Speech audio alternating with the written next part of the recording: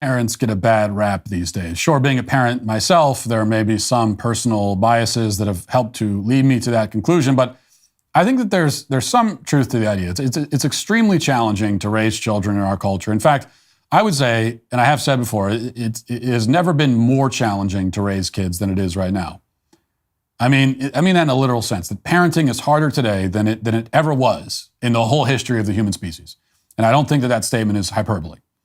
Now, granted, life is easier today in a number of very important ways. If I was parenting 6 kids in the 1700s, for instance, the chance that all of them would make it to adulthood would be pretty slim. So for that extremely significant reason alone, I am happy to be living today rather than back then. But when it comes to the actual act of parenting, of trying to raise your children to be competent, well-adjusted, decent, functional, virtuous human beings in the world, we parents in the modern age have to navigate around certain enormous obstacles that did not exist until very recently. The biggest challenge is that while we're raising our children, civilization is decaying all around us. We live in a decadent, depraved, morally insane culture, one that actively wants to steal our kids' minds and souls and turn them into hollowed out husks of human beings.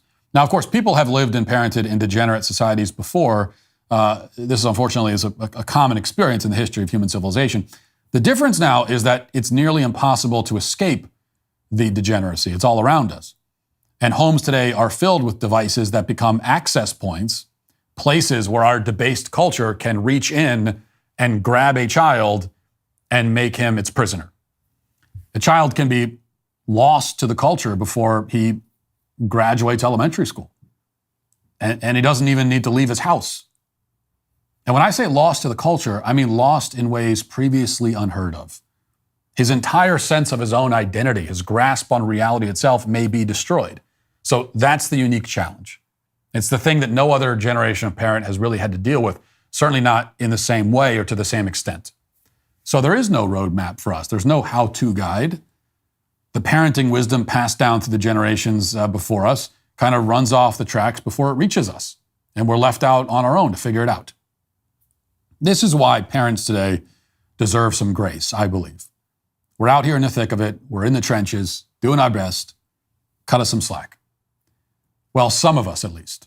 Some of us are doing our best to raise our children to be decent people in spite of all of this. And some of us, on the other hand, are doing our best to make our children into the worst human beings the world has ever seen.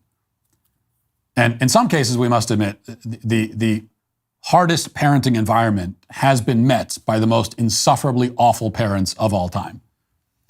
And that's where our criticism should be pointed. Pointed, for example, at this woman. Her name is Arlie, and she has a TikTok account where she posts about and promotes her unique parenting style, a style that, as it turns out, is not nearly as unique as it should be. In fact, there are a lot of parents that parent basically like this. So here's one video that's gone viral this week. It now has nearly 2 million views, and more depressingly, it has almost 70,000 likes. The video shows various pictures and videos of her toddler son, along with captions explaining her parenting strategy. And I will read the captions as we watch it. Here's the video. It says, controversial ways we're raising our son. He has his own iPad. Screen time is not limited. He eats what he likes. He's never forced to eat something he doesn't like, and if there's nothing he likes, we go buy him something that he will eat. He's allowed to try and have candy, juice, soda, etc. We co-sleep and contact nap, whatever that is. If he wants something from the store, he will get it. He doesn't have a strict bedtime routine. He will not be made to do something he does not want to do. His feelings and boundaries are just as valid as ours. When he says no, it means no. There we go. Poor kid. All right, so no means no. Well, that's a problem for me because my kids say no to doing their chores, to going to bed, to brushing their teeth, to getting dressed in the morning, etc. Well, let me clarify. My kids absolutely would never say no to me when I tell them to do any of those things. They know that saying no to dad isn't going to fly. But if they thought they could get away with it, they would absolutely say no to all of those things. If no was an option on the menu, they would choose it for nearly every productive and healthy thing I tell them to do. And that's because kids have an extremely limited ability to understand that there are benefits to doing something you don't want to do. The concept of delayed gratification is very difficult for a child to grasp. And at a certain age, they literally just don't get it at all. They don't understand the concept. It's impossible at a certain age. Now, that child there in the video, my daughter is not much older than him, and I have on many occasions, just for fun, asked her to explain why she doesn't want to do something that she says she doesn't want to do. Like, I'll ask her to do something, I'll tell her to do something, and she'll say she doesn't want to do it, and I'll say, well, why don't you want to do it? And the answer is almost always, because I don't want to. Which isn't her being disrespectful or defiant. She literally doesn't know why she doesn't want to do the thing or why she does want to do something. She doesn't understand her own feelings, certainly not well enough to articulate them. She may have a good reason for not wanting to do something, or she may have a bad reason, or she may have no reason. She can't figure that out. That's why she has two loving, intelligent parents to figure it out for her. Now, most of the parenting choices, if you can call them that you see in that video, if you can call them parenting choices anyway, that you see in the video are so over-the-top ridiculous that you would hope they'd require no further comment. Obviously, giving unlimited screen time to a toddler is deranged. You are guaranteeing that he will be hooked on screens and spend his entire childhood sitting around staring at a little box. That's what you're guaranteeing. It's not that it might turn out that way. It is 100% guaranteed to turn out that way. And letting a child eat whatever he wants, especially combined with the unlimited screen time, means that he will be morbidly obese well before he makes it to high school. Guaranteed. Giving him whatever he wants from the store means that he will be spoiled and materialistic. Again, it doesn't mean that he might turn out that way, but that he absolutely, with total certainty, will turn out that way. All of this, you would hope, is obvious. But if you look at the way many parents handle their kids these days, it would seem that these points are not so obvious. And whether parents are making all these mistakes or not, or making them to this extreme degree or not, it's certainly the case that many struggle to understand one basic fact about raising children. And the fact is this: kids need structure, boundaries, routine, and guidance. They need all those things. And when I say they need those things, I mean they need them. They need them in the same way they need food and clothing and a roof over their heads. That doesn't mean that we should never give our children the ability to choose something, to actually have a choice, the ability to pick a path and walk down it. It means that their choices, especially when they're very young, should be extremely limited and controlled. And as they get older, you progressively expand their choices and you drop some of the limitations until they're adults, at which point, if you've done your job, they can go out into the world of limitless options and relative freedom, and they can make, hopefully, the right choices because they've been given the moral formation they need to make the right choices. As you might know, we're all fans of our friends at Genucel here. Don't just take my word for it, though. Ella from Rockford says, I have both age and acne spots, and this stuff is actually fading both of them.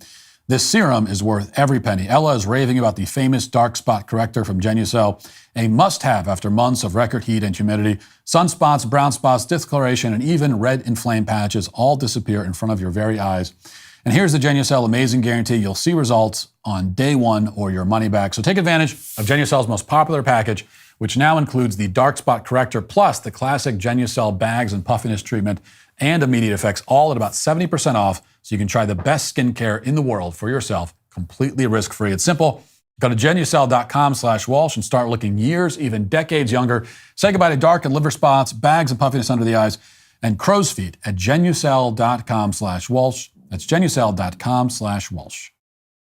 Now, if you don't give your child structure, boundaries, routine, and guidance, then not only do they grow up to be terrible people due to a lack of moral intellectual formation, but they also grow up to be plagued with anxiety and uncertainty. We're told that childhood anxiety is on the rise. It's reached epidemic levels, we're told. That kids are so anxious. Well, that's not because there's some kind of mysterious mental illness going around. It's simply because many kids are growing up in environments without structure, without boundaries, without routine, and without guidance. This makes them uncertain, confused, flustered, overwhelmed, which is another way of saying anxious. The reason that kids ask a million questions every day is because they don't understand very much about the world, and this lack of understanding makes them uneasy. And they look to their parents to shine some light so that they can feel more confident and comfortable in the world. But what if all they hear from their parents is, I don't know, it's up to you. You make your own decisions, do whatever you want, be whoever you want to be. The world is your oyster. Well, this is not an empowering message for kids. It's not liberating. It's actually suffocating because it drowns them in unease and uncertainty. It leaves them lost and alone. Now, does that mean that we should take away our children's freedoms? Yes, in a certain sense, if by freedom you mean the ability to do whatever you want. But in another deeper sense, no, this is actually giving your child freedom. In fact, a childhood full of structure and rules and guidance is really the most freeing sort of childhood. I've used this analogy before, that if you've got a guy who's lost in the wilderness, and you want to free that guy, do you free him by taking away his compass and map so that no one's telling him what to do? Or do you free him by giving him a compass and a map? So the man may be out in a wide open space. He may be able to go wherever he wants. The essence of freedom, if by freedom we just mean doing whatever you want. But he's trapped because he doesn't know which way he should go or where any of the paths lead. And a person who comes along and eliminates most of those potential paths and tells him which direction to walk is limiting his environment and taking away options, but also at the same time freeing him. True human freedom is not simply being able to do anything you want, but it's understanding what you should do. You cannot really choose anyway unless you know what you're choosing and you know what the consequences are. And that's what parents are for. But some parents, too many, including the one on TikTok here, don't understand that basic fact. And those parents are today canceled. If you'd like to see what else I have to say, you can access my full show by going to dailywire.com or by going to the Matt Walsh Show Twitter page. Hope to see you there. Godspeed.